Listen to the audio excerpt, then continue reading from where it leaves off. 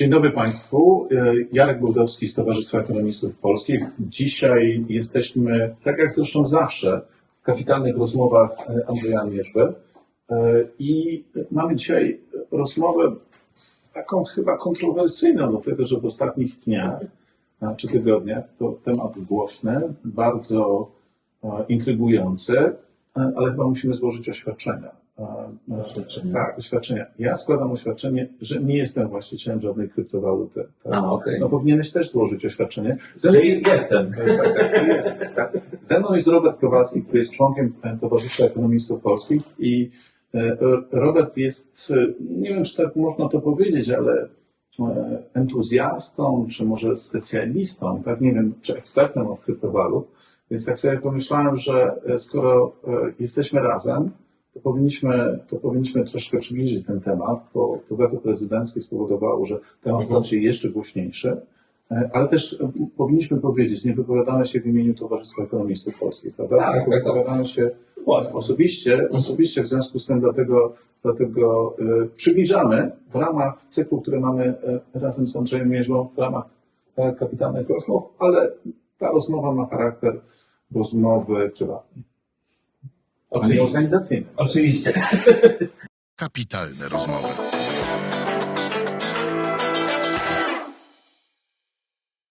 Robert, Co można więcej powiedzieć? Wtedy więcej można powiedzieć. Tak. Nie kryję, że znamy się od wielu lat, w związku z tym nie będziemy używali żadnych sformułowań sformalizowanych, takich, żeby ktoś sądził, że tutaj jakiś specjalny dystans. Wiem, że jeżeli chodzi o tą krypto, to Bitcoin. Myślę, że chyba, bo tak trochę pamiętam nasze rozmowy. I może zacznijmy od samego początku. Wiesz, ja jestem sceptyczny, tak?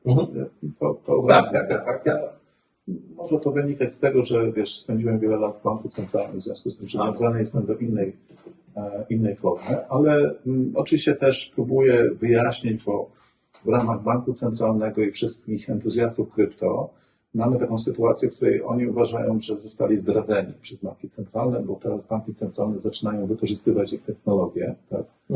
I nie powinni. Dobra, ale wyjaśnij, co z tym krypto, tak? Warto czy nie warto? Znaczy, to zależy, bo to mogłoby paść równie dobrze pytanie, czy warto inwestować w akcje, albo czy warto inwestować w jakieś inne aktywa. Bo ja o tym myślę z punktu widzenia inwestycyjnego, bo to jest główny use case użycia kryptowalut w obecnej chwili, to jest spekulacja. Kryptowalut wszystkich, nie mówię tylko o Bitcoinie, ale w ogóle. Wiesz co, Robert, ja dużo czasu poświęcam w Ukrainie i krypto są tam niezwykle popularne, ale to nie jest, sądzę, że nie tylko z powodu inwestycji, ale również z powodu chęci ominięcia ograniczeń, które są nakładane przez państwo. Jak wiesz doskonale, toczy się wojna, w związku z tym, co jest zrozumiałe, jest zakaz wywożenia waluty. Mamy tylko te limity, które są dopuszczalne wszędzie na całym świecie, czyli to jest poziom 10 000 euro czy 10 000 $. No, jeżeli chodzi o krypto, można włożyć do kieszeni, nikt nie znajdzie, tak? Oczywiście. Przesłać na USB, przenieść, na karteczce przenieść. Więc to nie tylko jest inwestycja, w tym znaczeniu inwestycja, tylko zobacz, jak sobie dokonujemy porównania pomiędzy spółką a krypto, to jeżeli spółka jest notowana na giełdzie i kupujemy jej akcje, to mamy dostęp do informacji pod tytułem sprawozdanie finansowe, mamy również obowiązki informacyjne związane z akcjami, mamy również obowiązki nie tylko informacyjne, ale obowiązki regulacyjne, które ta spółka musi spełniać, czyli musi być rada nadzorcza, ta rada nadzorcza musi rotować, muszą być niezależni członkowie. To porównanie, które powiedziałeś na początku, dotyczące tego, że porównujemy akcje i krypto, takie mam poczucie, że to jest jednak niewłaściwe. Znaczy, lepsze porównanie byłoby porównanie po prostu do kosztów, czyli do złota, czy do srebra, czy czegoś takiego. No bo to są, można powiedzieć, commodities, tego rodzaju aktywa. I tym głównym use case'em jest spekulacja, to znaczy dane na to wskazują, na świecie ogólnie. ale w zależności od rynku ten use case się zmienia. W Chinach Bitcoin jest bardzo popularny niż kryptowaluty, żeby wyprowadzać kapitał poza Chiny. Czyli to, co powiedziałem, Tak samo w Ukrainie, ale nie z powodów wojny, czy tam znaczy tutaj chodzi, na Ukrainie kryptowaluty pozwalają ominąć te ograniczenia wyprowadzania waluty. tak się uważa. Tak.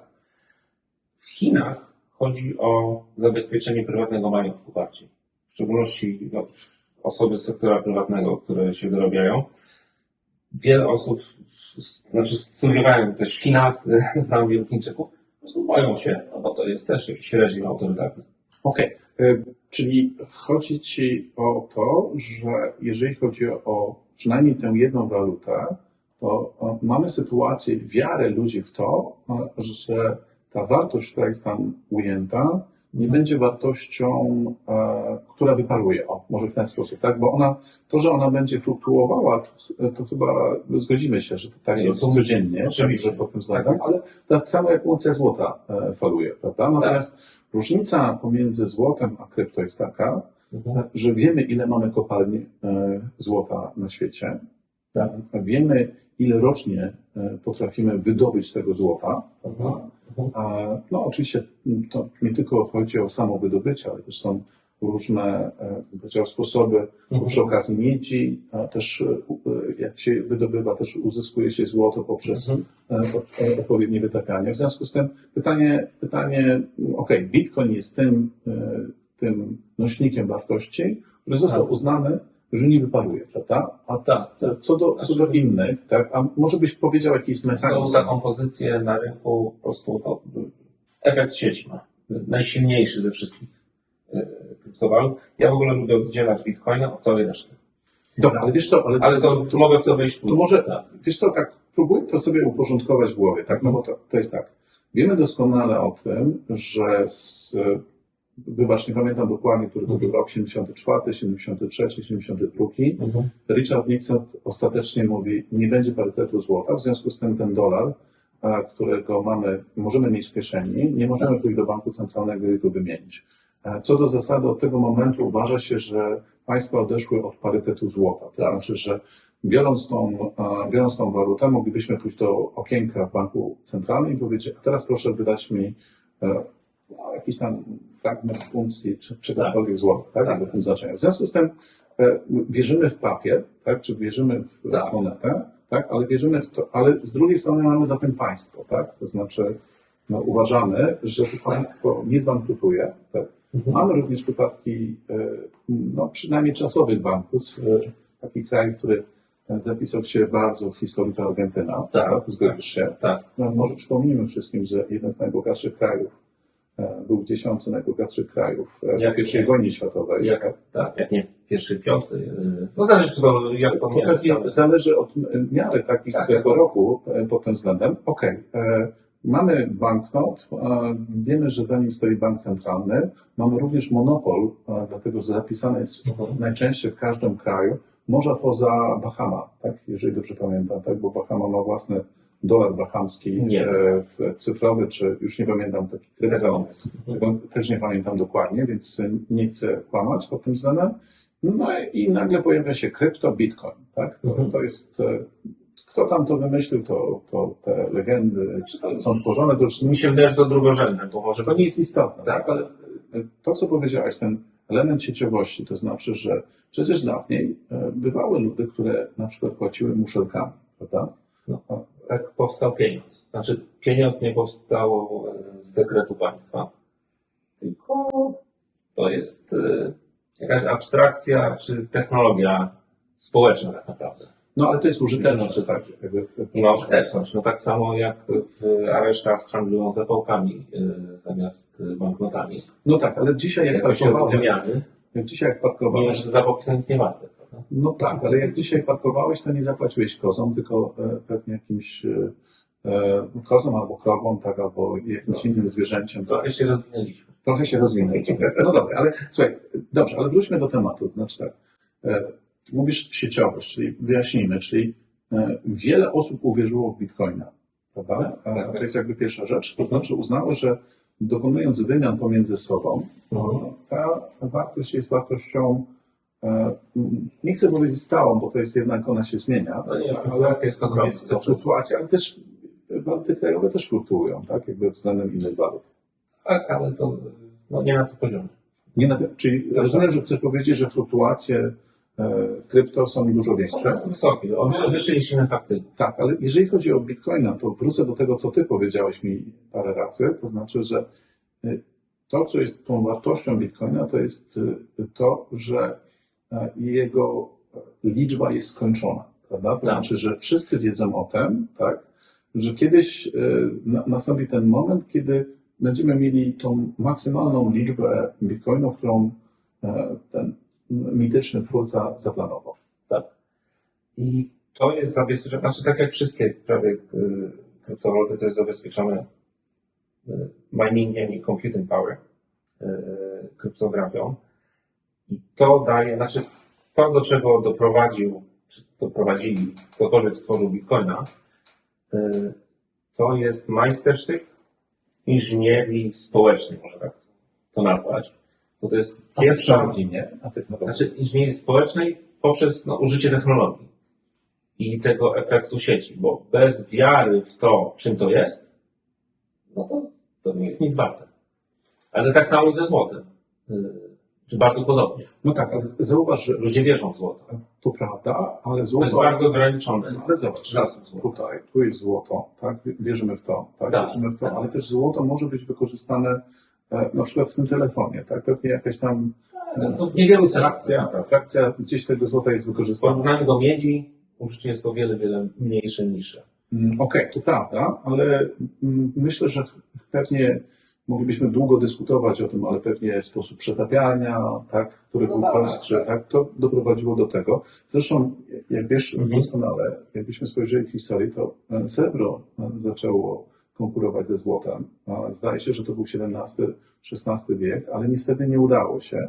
A z tego powodu, że ten dopływ tego srebra nie był stały, to znaczy nie był pewny. To chodziło o jedną tak naprawdę kopalnię w Ameryce Południowej, w związku z tym ona wykopywała, ale nie zawsze to pokrywało potrzeby tak naprawdę, w związku z tym złoto pokryło potrzeby. Ale wracając, mamy tego Bitcoina, to co jest wyjątkowe, to co powiedziałeś, inżyniera społeczna, to jest również rozproszony charakter, to znaczy nie ma jednego Kontrolującego, który przyciska i mówi, a teraz wyprodukujemy 10.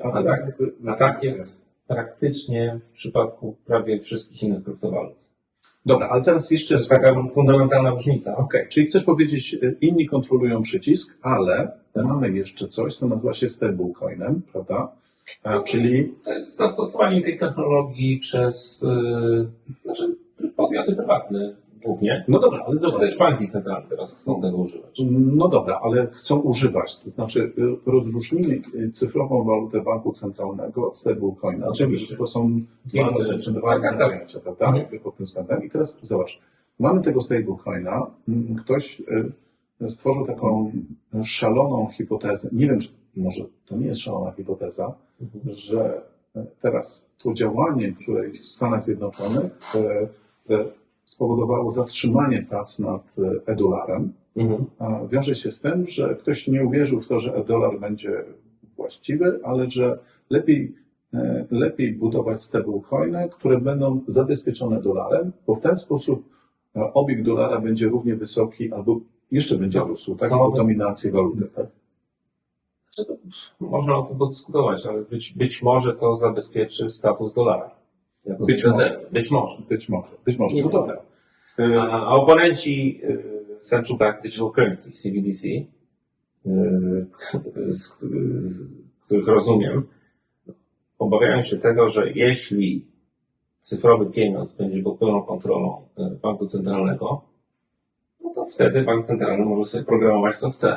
Ja wiem, ale wiesz, Nie trzeba w to wchodzić. tych lęków jest mnóstwo. Powiedzmy, pierwszy lęk jest taki, że nagle bank centralny ogłosi, macie 1 miesiąc, żeby wydać te pieniądze, bo na przykład będzie recesja i będą chcieli zmusić wszystkich, żeby pobiegli do sklepu. A druga rzecz, ja ci powiem szczerze, to jest temat, mam nadzieję, na jakąś następną rozmowę. Ja, jako osoba, która bada, bardzo byłbym zainteresowany, żeby pośledzić, na co te pieniądze są wydatkowane. Tak? No, oczywiście. Dlaczego? No to jest dla mnie interesujące, dlatego że moglibyśmy na przykład zweryfikować hipotezę dotyczącą wydatkowania 500+, tak? Czy teraz 800+. Na co wydają Polacy na te pieniądze? Mi się wydaje, że i tak głównym userem by była administracja skarbowa.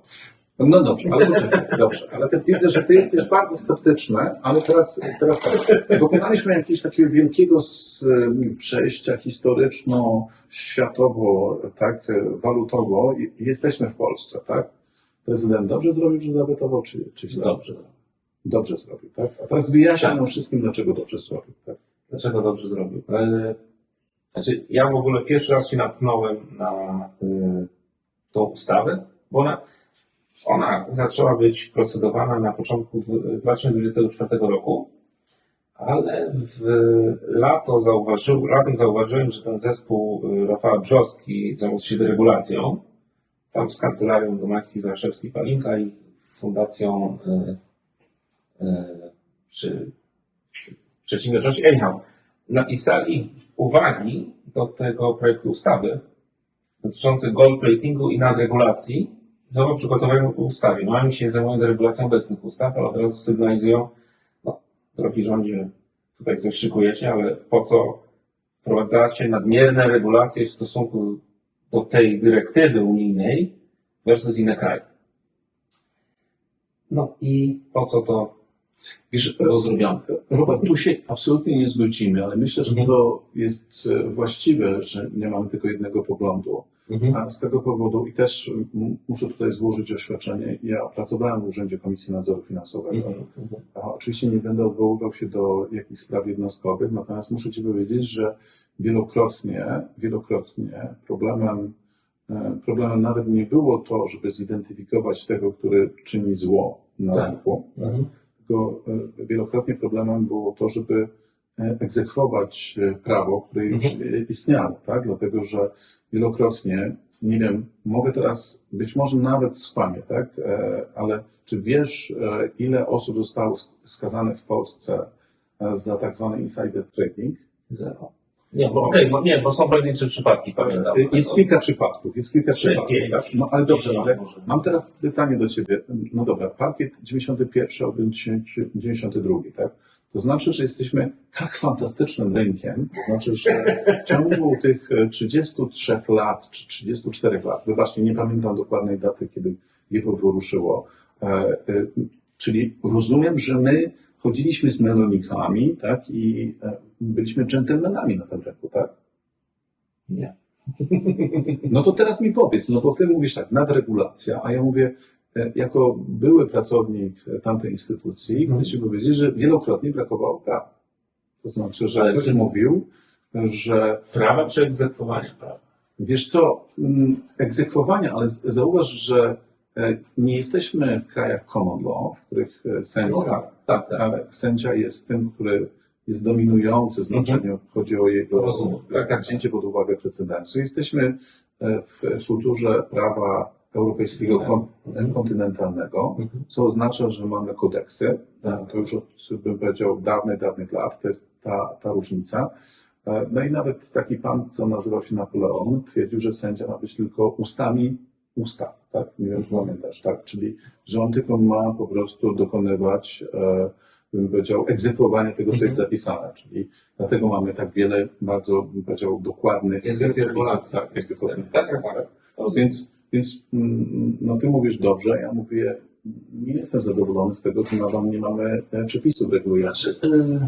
To ja lubię porównywać, jadąc tu, to musiałem jakieś analogie, jakie można użyć w stosunku do tego, co zawiera ta ustawa o kryptoaktywach versus coś, co już mamy. Przez to, że są karuzele VAT-owskie, chyba nie każemy każdej spółce ZOO mieć 500 000 złotych kapitału zamrożonego. Mamy 5000 złotych kapitału zakładowego. Kiedyś, no bo już nie pamiętam ile, ale to było więcej. Ja uważam, że powinien być 1 złoty. To nie złoty. 1 złoty. No a ta ustawa o kryptoaktywach wobec czy giełd, giełdy to jeszcze możemy zrozumieć, że muszą mieć jakieś tam wyższe wymogi. Ale wobec wszelkich podmiotów zajmujących się kryptowalutami w Polsce, czy nawet startup, który programuje coś, no i musi obracać tymi kryptowalutami, wprowadza wymogi, które no, nie wiedzą wszystkich do tworzenia tych biznesów tutaj. No, mogę w Hongkongu założyć firmę, w Singapurze, w Estonii, w Szwajcarii, w Czechach. A może my nie chcemy tych firm? Słuchaj, A czemu nie? no ale to wyjaśnij mi, To, jaka jest to wartość wytłumaczę. tego? A czy wiesz, kto założył pierwszy online payment processing, znaczy może nie aplikację, ale pierwszą technologię online payment processing No, oświeć mnie proszę. w Kalifornii w branży porno. VCs nie chcieli tego finansować. Czemu? No bo taka branża. No ale mieli problemy, bo były problemy z płatnościami. Jeden z nich był deweloperem. Przypominam, że Zaprogramował. jesteśmy u Andrzeja Mierzwy. To nie jest kanał dla dorosłych. Ja wiem. wiem. Ale znaczy jest w ogóle o tym film nawet, bardzo fajny, Middleman, który pokazuje, w jakim chaosie jacyś hochsztaplerzy finansowali, bo nie mieli dostępu do regularnego kapitału, że tak powiem. No ale stworzyli to no i w 93 czy 4 roku, na samym początku internetu. Ale A wtedy można powiedzieć, to znaczy zakaźnik w Stanach Zjednoczonych w ogóle procesowania kart kredytowych online. Bo oni stworzyli do tego rozwiązanie. Okej. Wiesz o co chodziło? Tak. Okej. No to czemu mamy dzisiaj zakazywać rozwoju jakiejś branży, która ma ogromny potencjał? No a że są use cases, nazwijmy to lewe, czy nielegalne, czy nieetyczne, Ale wyjaśnij mi ten ogromny potencjał. Najwięcej bo pieniądza jest spragany w dolarze przecież. Okej, ale W wiesz, bankach, regularnie.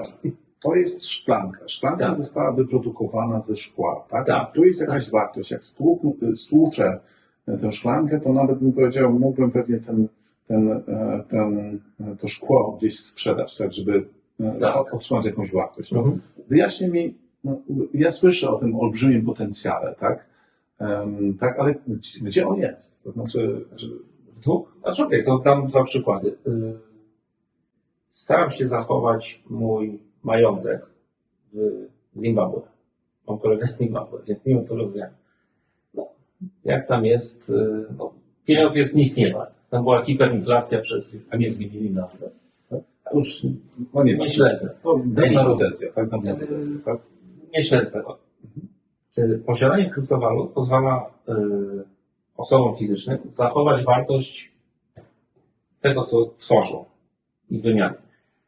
Ale pozwala To jest radykalny przykład, że wszystkie kraje są pozwala zachować wartość i tak długo, jak inni wierzą w tą tak długo, jak nie wierzą w to wartość, oczywiście. Dobra, zgodzisz się tam. No tak, no bo jakbym zachował wartość nieruchomości w Zimbabwe, jakbym białym farmerem, no to dziś bym nic nie miał, prawda? No, chodzi ci o te sytuacje dosyć brutalnych. No tak. Ale w Stanach Zjednoczonych też chcę mieć bitcoina. Dlaczego? Jak niektórzy mówią, cash is trash, przez to, że inflacja zjada wartość pieniądza.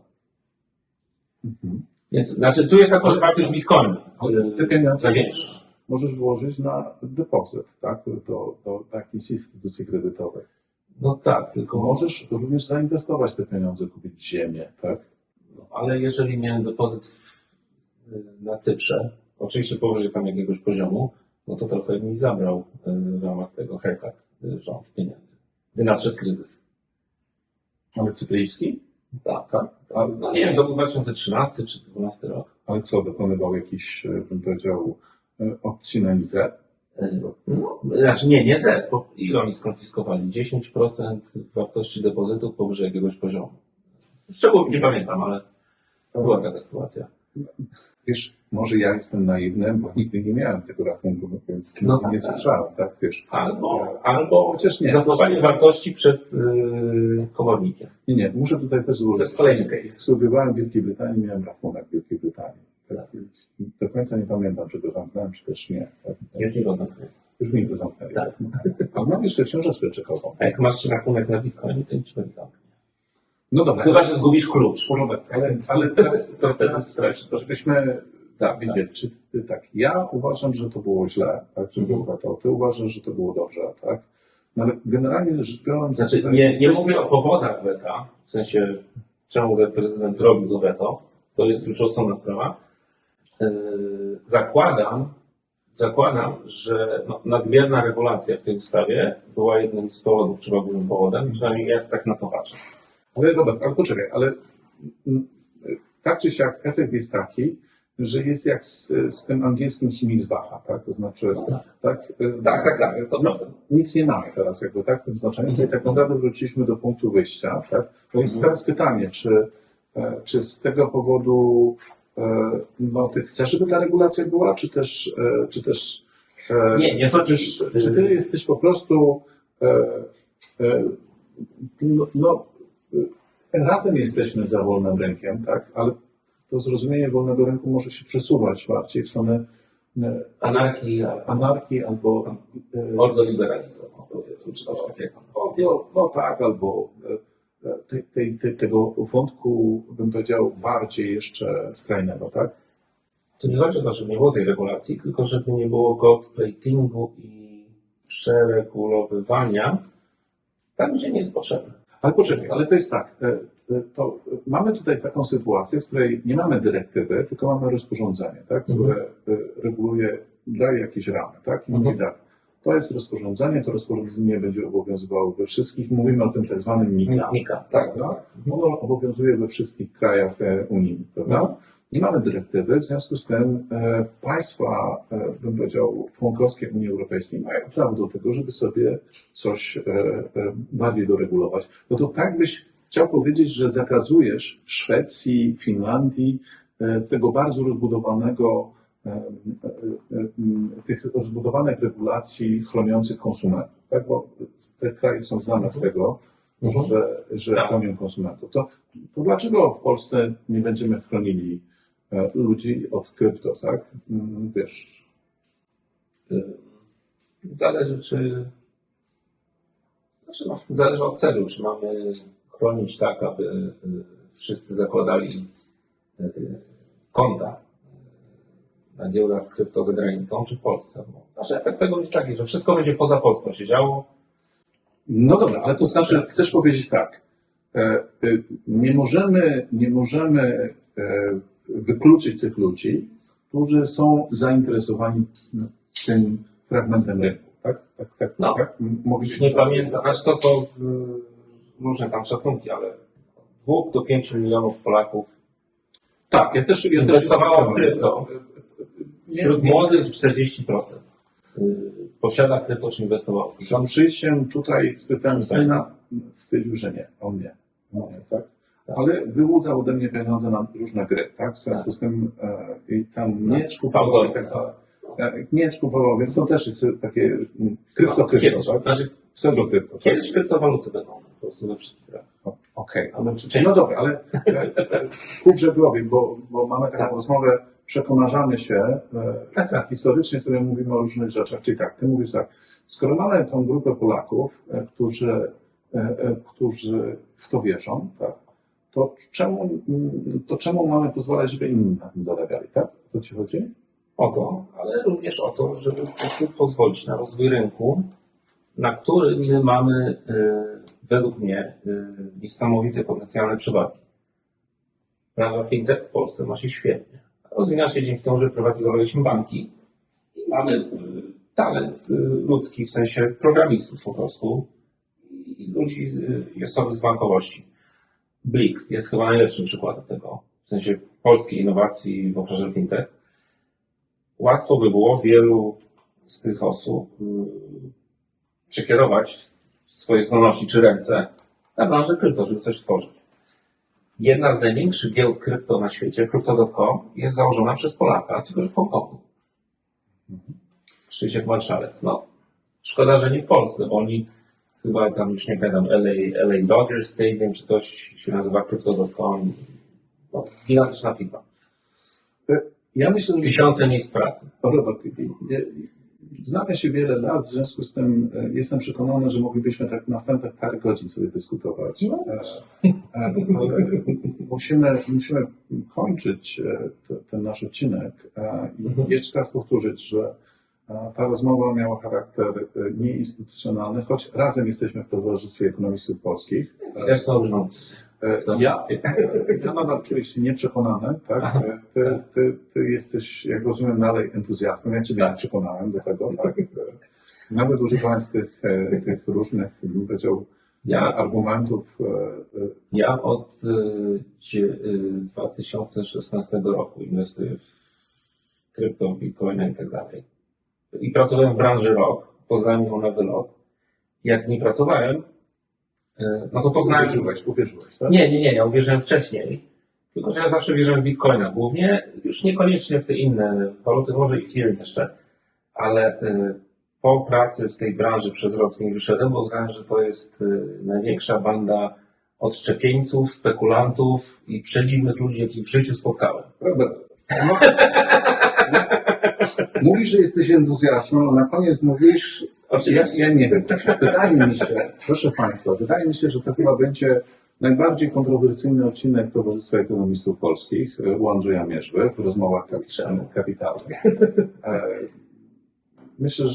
Myślę, że życzymy dobrego 2026 w takim razie. Ja życzę sobie, żeby w 2026 ten akt w końcu powstał, żeby sprawy zostały uregulowane. Znaczy, żeby ta ustawa weszła, ale bez takich ograniczeń, które zniechęcają do tworzenia firm w tym sektorze w Polsce. O tak. Z tym się zgadzamy. Tak, o co mi chodzi. Dziękujemy Państwu, życzymy dobrego 2026. Razem chcemy, żeby jednak ten akt powstał i uregulował rynek, który ucieka nam do innych krajów, ale Robert uważa, że nie powinien on tłumić inicjatywę. Tak, ja uważam, że... Przedsiębiorczości, o tak. Tak. Ja w ten sposób. Co do tak ogólnej zasady, to się zgadzam, aczkolwiek powiedział, pewnie diabeł w tych szczegółach, ale o tych szczegółach to może mówimy się następnym razem, a tym razem pożegnamy się i jeszcze raz życzymy dobrego 2026. Kapitalne rozmowy.